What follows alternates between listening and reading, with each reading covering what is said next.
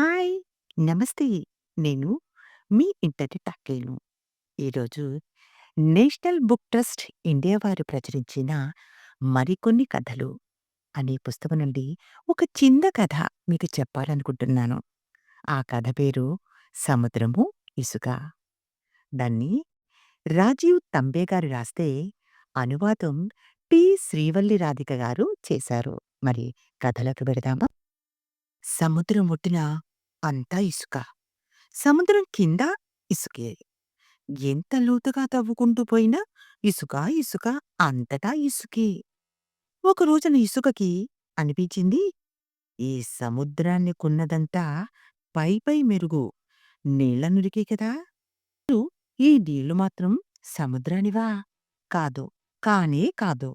నదులన్నీ తమ నీళ్లు తీసుకొచ్చి ఈ సముద్రంలో నింపుతాయి. ఆ నీళ్లు ఇచ్చిన ఆటుపోట్లతో ఇది ఎగిరెగిరి పడుతుంది. అందరి నీళ్లు తీసుకుని బడాయి చూపిస్తుంది. ఆ పొగరు వల్ల కదూ ఈ సముద్రం ఇంత ఉప్పగా తయారైంది. హ్మ్. పగలు గడిచింది. గాలిలోని చల్లదనమూ తగ్గింది. మధ్యాహ్నమైంది. సూర్యుడు మండసాగాడు. ఇసుక కాలిపోతుంది. సూర్యుడి వేడికి మాడిపోతుంది. మిట్ట మధ్యాహ్నం 12 అయ్యింది. ఇసుకకి భరించడం కష్టమైపోతుంది. భయంకరమైన ఆ ఎండకి అది ఏ క్షణమైనా పేలిపోయేలాగా ఉంది. ఇంతలో సముద్రంలో ఒక పెద్ద అల పైకి లేచింది. చల్లటి ఉప్పునీటి తీరం దాకా పాకింది. ఇసుక ఆ నీటిలో తడిసిపోయింది.